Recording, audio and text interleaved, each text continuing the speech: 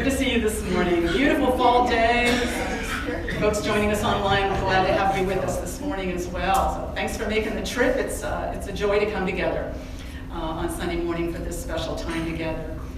We're excited to have Halfway There with us this morning. Let's welcome them back. It's been a while. Looking forward to hearing a few songs by them this morning.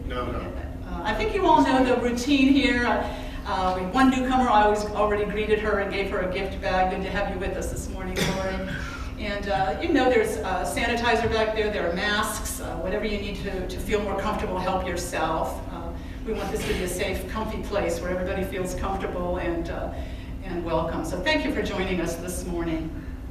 As always, we begin with prayer. So we want to begin to think about what we are lifting up in prayer this morning in our minds, in our hearts. We are very inclusive in our prayers and unity. We always pray for ourselves to be filled and surrounded by that guiding light, that love of God at all times, that healing energy of God. We include our loved ones, our families, our neighbors, our communities. All those in need of healing this morning we are lifting up in prayer. I invite you sometime during this special time, if you want to light a candle for someone you're lifting up in prayer, to take a moment, go back to that candle lighting table and take a moment to lift that person up into the light. So Halfway There is going to lead us into prayer this morning with a beautiful prayer song called Create in Me a Clean Heart.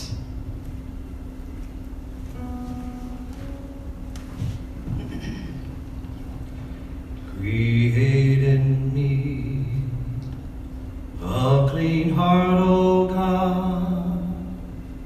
Let me be like you in all my ways. Give me your strength. Teach me your song. Shelter me in the shadow of your wings. For we are your righteousness. If we die to ourselves and live through your death, we shall be born again to be blessed in your love. Create in me a clean heart, O God. Let me be like you in all my ways. Give me your strength. Teach me your song. Shelter me in the shadow of your wings. For we are your righteousness. If we die to ourselves and live through your death, we shall be born again to be blessed in your love.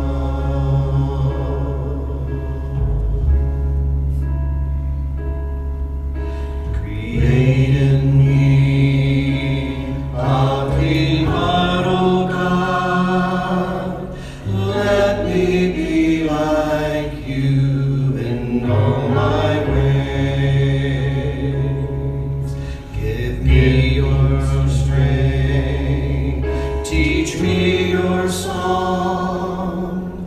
Shelter me in the shadow of your wings. For we are your righteousness. If we die to ourselves and live through your death, we shall be born again to be blessed in your love. We shall be born again to be blessed in your love.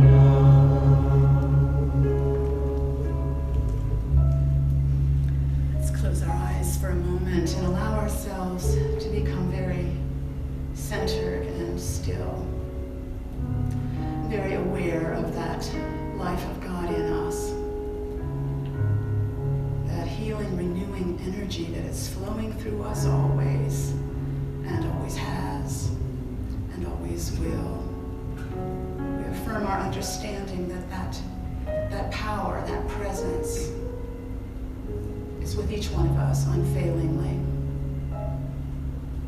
That we are being guided moment by moment, by day and by night, led in the path of life, of peace, of love. That we are being healed day by day. That we are being prospered and blessed. Whatever the circumstances we are confronting, whatever the challenges, there is a power and presence with us to guide us through, to lead us forward in the path of life, peace, and freedom. So in our circle of prayer this morning, we affirm this truth for ourselves, for one another, for living beings across the globe. Not one of us is separate from the life of God. Not one of us is disconnected and alone. We are at all times one with the living God and one with each other. So we come out of this time of prayer together with grateful hearts and minds, ready to receive that guidance from God in us and to follow it day by day through the week ahead. Thank you, God, for being with us always. How grateful we are. And so it is. Amen. Right. Halfway there has another song for us now. I think it's called God Only Knows. All right.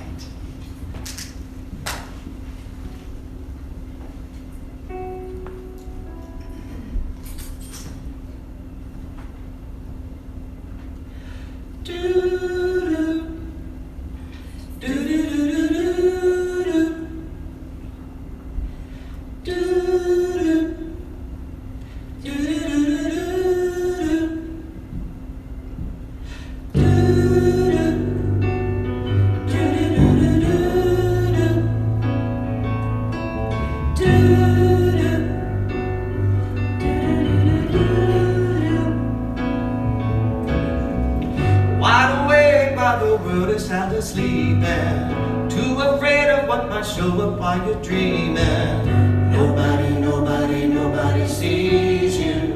Nobody would believe you. Every day I try to pick up all the pieces, all the memories, they somehow never leave you. Nobody sees you. Nobody would believe you. God only knows what you've been through, and God only knows what they say about you. God only knows how it's killing you, but there's a kind of love that God only knows. God only knows what you've been through. God only knows what they say about you. God only knows the real you. There's a kind of love that God only knows. There's a kind of love that there's a kind of love. You keep a cover over every single secret, so afraid if someone saw them they would leave you. Somebody sees you. Somebody will never leave you. And God only knows what you've been through, and God only knows what they say about you. And God only knows how it's killing you, but there's a kind of love that God only knows. God only knows what you've been through. God only knows what they say about you. God only knows the real you, but there's a kind of love that God only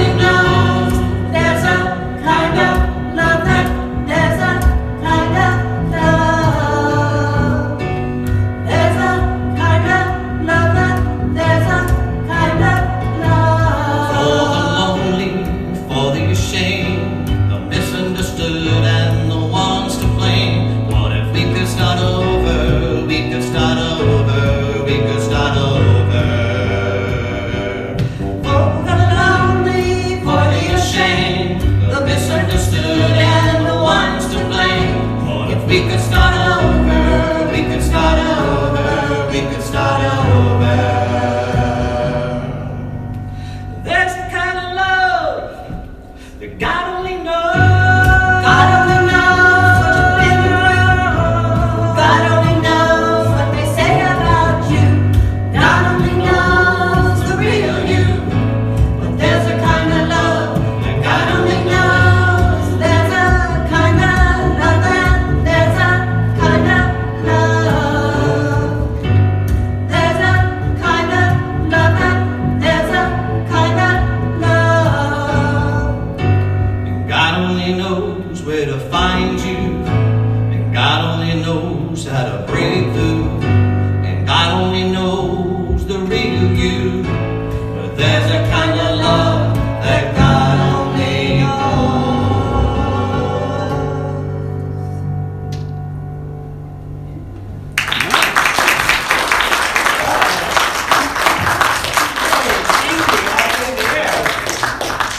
Right. Come on around and sit down and relax for a little bit. Well, one more song by them in a little bit here. That was lovely. Thank you so much. Well, I have an old joke for you this morning. It's one I've heard years ago and enjoyed. It's about a man who decided he wanted to become part of a monastic community. He wanted to be one of the monks in this community of monks. So he went to talk to the abbot. And the abbot said, well, we're a silent community, so to join us you have to take a vow of silence, and you can only say 2 words every 3 years. Have you heard this one? Some of you have, all right. 2 words every 3 years. So he joins up, and 3 years pass, and he has his meeting with the abbot, and the abbot said, what do you have to say? And he said, bed hard. So he goes back and continues with the community. Another 3 years pass. He has his interview with the abbot again. The abbot says, what do you have to say? And the guy says, food bad. So he kind of continues with the community. Another 3 years pass. And another interview with the abbot. The abbot says, what do you have to say? And he said, I quit. And the abbot said, well, I'm not surprised you've done nothing but complain ever since you got here. I like that. Well, it leads in a little bit, because we're talking a little bit about community this morning. Communities we involve ourselves with, gatherings we are a part of, gatherings we form. It's such a constant part of our lives, and yet we don't tend to think much about the quality of our gatherings and what makes them nurturing and what makes them not nourishing. And this is really a time where I think we are looking at our gatherings with fresh eyes, aren't we?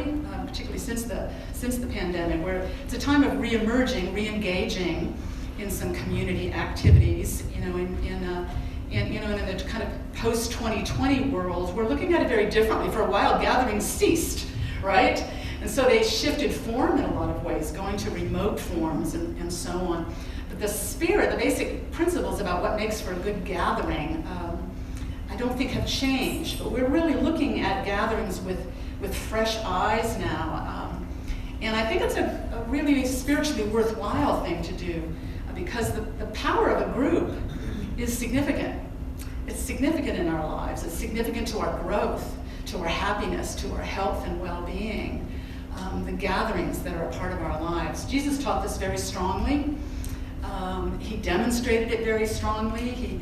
As soon as he took up his healing teaching ministry, he gathered a circle of disciples around him to do the work with him, to share the work and the growth with. A group of 12, which experts say is like an optimal number for a thriving group. I've often thought how exciting that time that must have been for those disciples, this group, this community of seekers, and drawn to this master way shower and the tremendous things they were witnessing and learning and doing together. What an exciting gathering that was. And of course, he taught it often. When 2 or 3 are gathered in my name, there am I in the midst of them. It's from Matthew 18:20. To me, what that suggests is that there's a higher selfhood that becomes more manifest. That Christly self in us comes out more, is stimulated to come out more when we gather together in the right spirit. Because that's that phrase in there, in my name. gathered in my name. It means in the same spirit, in my nature, in this spirit. When we're gathered in the right spirit, tremendous growth is possible. Tremendous inspiration and transformation become possible.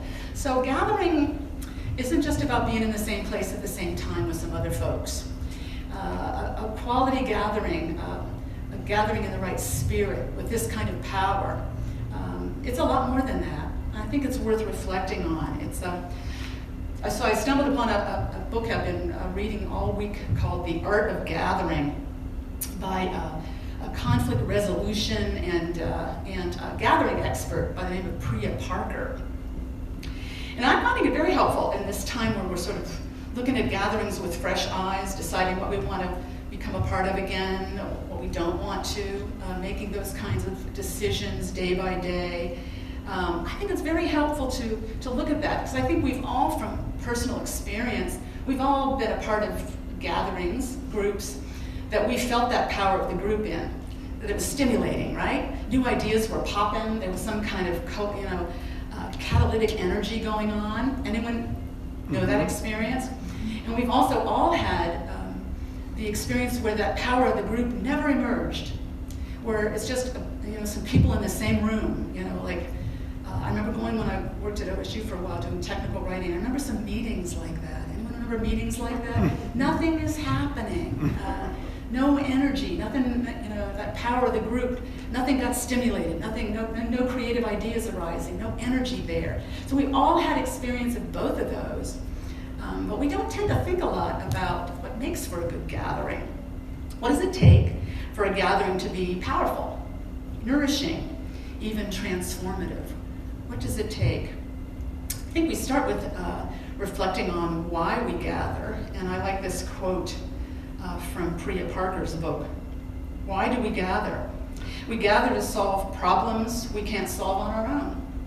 We gather to celebrate, to mourn, and to mark transitions. We gather to make decisions. We gather because we need one another. We gather to show strength. We gather to honor and acknowledge. We gather to build companies and schools and neighborhoods. We gather to welcome, and we gather to say goodbye.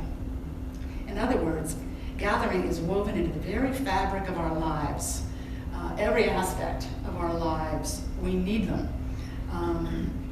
They're integral to our lives as human beings. So Parker talks about, what does a good gathering have to be a helpful one.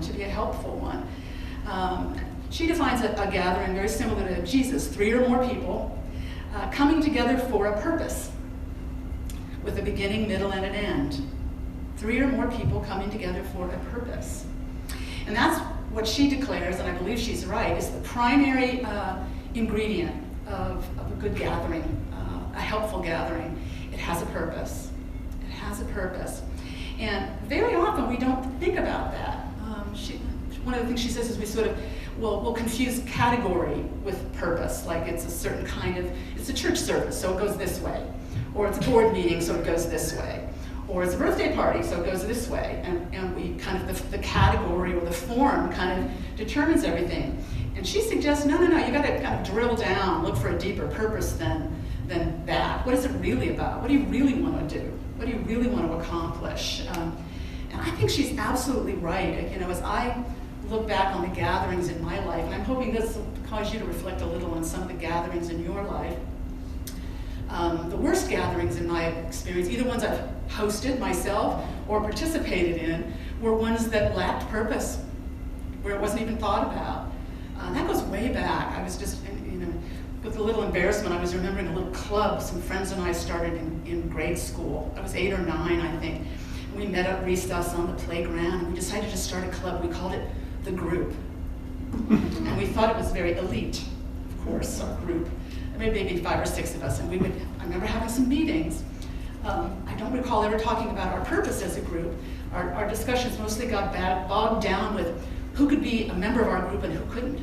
And I remember we invited a boy, we went through a lot of possibilities. I remember we invited a boy we all liked to join our group, and he declined. And we were crushed. It was unbelievable. Why would he want to be a member of our elite group. And the group kind of petered out shortly thereafter from lack of purpose. But as I was thinking about that, I thought, well, I've known adult groups that seem to be more focused on who not to include than what they wanted to be about, what they wanted to accomplish. It's not unheard of. So purpose is the key thing. I think that's absolutely true. The other thing she talks about is that particularly when we're forming some kind of a group or gathering, that we need to exercise a kind of generous authority. Generous authority. I like that phrase. It really gave me pause thinking about what that means. You want to make sure it's your gathering. We certainly think a lot about this in church, that it's something that serves everyone present, not just as a showcase for you to sound off, or not doing anything at all. She said we have a kind of a problem, particularly in Western culture maybe, that we tend to be a little too chill. We don't want to impose on anybody's freedom, so we don't step up to the responsibility of hosting in a way. We just let everybody do what they want. We're very chill. She says we kind of do nothing in our gatherings as a result. We're not exercising that generous authority. What can be put into place here that makes it work for everybody, that makes it serve everybody's needs and serve our purpose of why we're coming together. Now, I thought about gatherings like this in my history. I think it's true. Parties or gatherings where no authority, no generous authority was exercised, often tend to nothing happened. No energy. That power of the group never kicked in. Just remembering a holiday party I went to years ago, and it was at the home of a guy I was working for at the time, my boss, and I was looking forward to meeting his wife and his kids, and I guess they annually had this holiday party. I was looking forward to introducing Joe to them and maybe meeting a few new friends at this party. But no sooner arrived than we realized it was way, way too big a party. The house was stuffed with people in every room, nearly all of whom we did not know. Nobody was doing any introductions. You had to kind of find your way to a kitchen, to maybe find something to drink or snack on and wander around a little bit uncomfortably, wandering in rooms. Some of the rooms people were talking animatedly, people who knew each other, but we weren't connected to them at all. Anybody ever been to a gathering like that? It's like no generous authority being exercised to try to connect us. So what was the purpose of that party? Wasn't it to connect people? To give people an opportunity to make new friends and connect with one another? I don't think they reflected on that purpose. It was just a big old holiday party. And so probably like a lot of others, we were like, well, we gotta get going. It's getting a little late. Wait, we gotta get up early tomorrow. Bye, thanks so much. Good fun. We're not very frank about that kind of thing. And we don't know how to get to what's the purpose of this event. That was the kind of a thing where it was a holiday party, open house, you put out food, decorations, and that's it. She says, no, you really got to drill down and think about what's your real purpose here. I like one of the examples she used in her book about a baby shower. A woman is having her first child, and they have a baby shower. Well, probably a lot of you know the formula for a baby shower. Certain things, certain kinds of decorations and things you do. There's something you make something with ribbons, you put them all together. Does anyone remember that? But anyway, there's certain things you do, some little games quite often. But this was a group of people who didn't know each other, but they were all connected to this person who was going to be having their first child, this mother. So the host, exercising generous authority, kind of set things up a little way, in a way, asked them, each person there, to say, how do you know this person, this young mother, and more than that, what is a quality in her that you know to be true, and that you know will help her to be a really good mother. And tell the story to illustrate that, if you could, from your experience with her. Everybody started connecting, sharing their stories. The young mother felt empowered and confident, as she was hearing these stories about herself and the qualities in her. Now that's a person who really looked at the purpose of the event. It's not just to hand out some gifts. The purpose of the event is to empower and support a young mother as starting a family, and to connect everyone, connect her with a community, a supportive community, and make everyone feel connected. That's a really nice example of how we can support this idea of a gathering that's really nurturing and inspiring for us if we think about it. Openness to being changed is something Parker talks about in our gatherings. We need to, as we participate in a gathering, go willing to she says, listen deeply enough to be altered by what you hear. I like that idea, to be altered by what you hear. We need to participate in gatherings with open hearts and minds, ready to receive new ideas, new inspiration, change. And finally, she talks about gathering as a sacred act. And I think that's something that really bears thinking about, a sacred act. When we are gathering together, this is something that it's, what makes it worth our time to gather together? It's a sacred purpose and it's a sacred act when we come together. So Parker talks about it as like opening a threshold when we host a gathering or participate in a gathering, and we want to be aware of that potential power as we come together and honor that. I was a dear friend of mine for many years, and some of you will remember her from Unity, Mary Olsen, passed just recently, a few weeks ago, and I'm going to be, with Joe's help, facilitating a Zoom memorial next weekend for her. Mary Olsen was a licensed Unity teacher many years, very inspiring spiritual teacher. And she had a group of friends she met with every month for years and years. Several of them were also licensed Unity teachers. They were all spiritually centered, mature women. I think they were probably in their mid to upper 60s when they started meeting monthly in each other's homes. And they called their group the Holy Women. And the Holy Women, I think they're still meeting, probably 20 years later now. Very clear sense of purpose. They came together to continue to grow spiritually, support one another's spiritual growth, month by month, year after year. And those Holy Women, some of them will definitely be on the Zoom gathering next week. A gathering with purpose can be transformative, can be life-saving, can be grounding, can be centering. And it can be almost a kind of alternative reality you dip into sometimes if it's a gathering that's powerful that you attend with some regularity. Many of you know Joe and I did for 7 years or so, 7.5 maybe. I think we called the First Saturday Chant. How many of you came to our chant way back then? And we really thought about what was the purpose of this gathering. We wanted it, first Saturday of every month, we gathered at the Unitarian Church. We wanted it to be an hour of uplifting, empowering music. Some quiet music, some up-tempo music. We had a band, 6-person band for it. We handed out percussion instruments so that everybody could join in on that final number.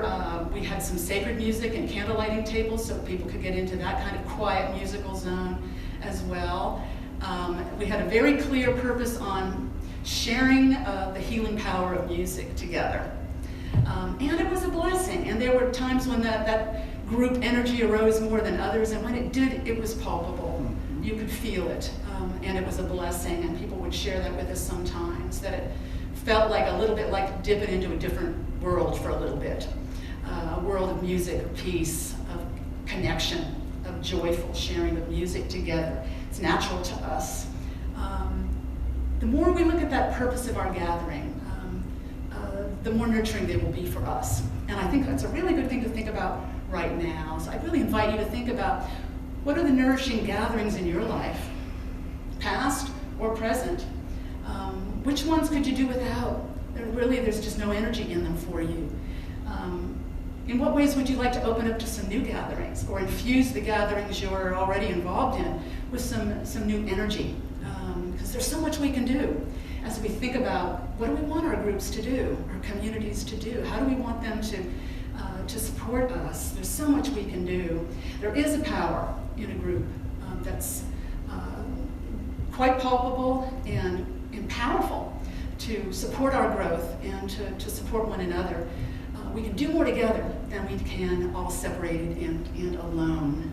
So gathering in the right spirit, so much more becomes possible for us. So I wish us all beautiful, inspiring gatherings. So let's take that into prayer as we close out on this idea this morning. Each one of us is a member of the human community. There is no separation between us. We are one. And we affirm our intention that all our comings together, all our gatherings are ones in the spirit of loving kindness, in the spirit of peace, in the spirit of mutual support and openness to new ideas, in the spirit of deep friendship and companionship and blessings, mutual blessings for us all. The power and presence of God is with us at all times to lead us as we make those connections and reside in those gatherings together. God will guide us to the ones for us or the ones that are not for us. And we trust that power and presence to make it so. Thank you, God, for your unfailing presence with us now and always. Amen. Amen. Well, we're going to invite halfway there to come back up and do another song, which is called Some People Do.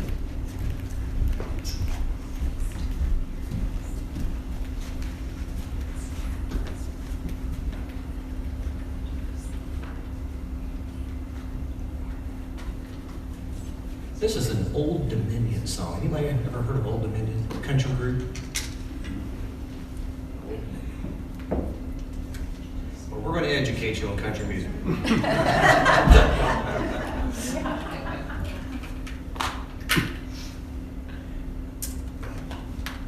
Ready? Hold on. There we go.